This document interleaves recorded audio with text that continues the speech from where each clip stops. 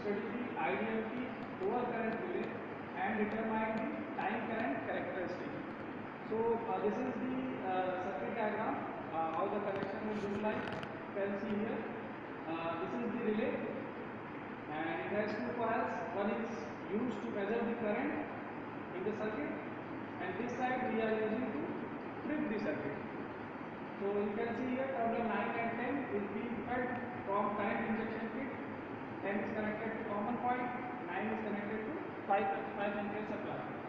And the other side, that is the tripping circuit connected. You can see MONC contacts are here. This is the common point. So this is the overall connection of the relay along with the current injection kit. So now we will see the actual hardware which is here. So now first we will start with our relay, that is overcurrent relay. You can see the name is written over here. These are the plug settings. We can change it by putting it in this notch. Different plug settings are there. So we are right now using at the lowest setting, that is 2.5 plug setting, and here we can change the time also. So whenever the relay current exceeds the set value, so this disc will rotate and will make a contact with the internal, this contact point you can see here, is touching it, and then this trip contact will trip like this. So time we can set from here. You can see here, if we rotate this, so this point of contact will rotate. So as we are moving it, you can see this disc has to travel more distance to touch the contact. So there will be more delay. So this is the basically time to trip the circuit. So we can set it here. So this is our relay, and these are the contact points that we have already seen there in that circuit. That 4 and 3 are connected to common and anode. So you can see same here, 3 and 4 is connected to this common point and anode. NC is short circuited with common point, and this current coil is connected with this current injection point.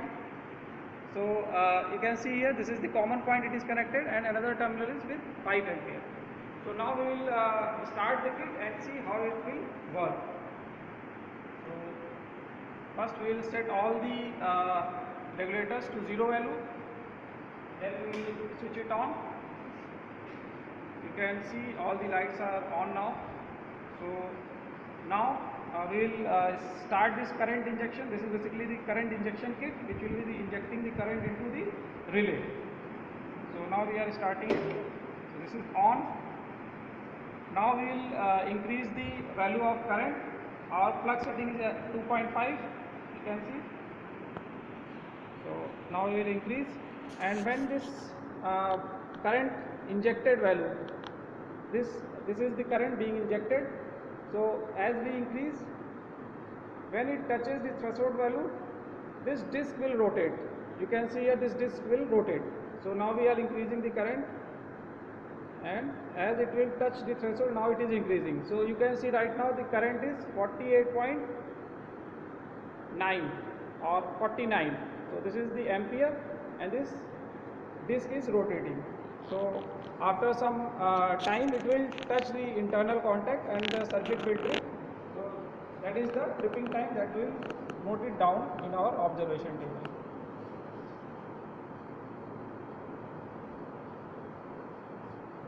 So it is moving very slowly. Even we can increase the speed since it is IDMT. So as we increase the current, the time of rotation will reduce. So we slightly move it up. So now it is tripped, and that contact has came back. So this is our complete function of this relay. We have seen that whenever this current injected increase to the threshold value of current setting, this disc will start rotating and it will touch, and then this contact will trip and the circuit will be tripped. So this is the overall functioning of the overcurrent relay. And what the readings we will note is, first, how much is the current, that will be indicated here in this meter, and then that according to that, how much will be the time to trip this circuit, how much time this disc will take to rotate and make the internal contact, and then this will trip. So this time and this current will be recorded and curve will be plotted. So this will give the our time current characteristics. So that is the overall experiment. Thank you.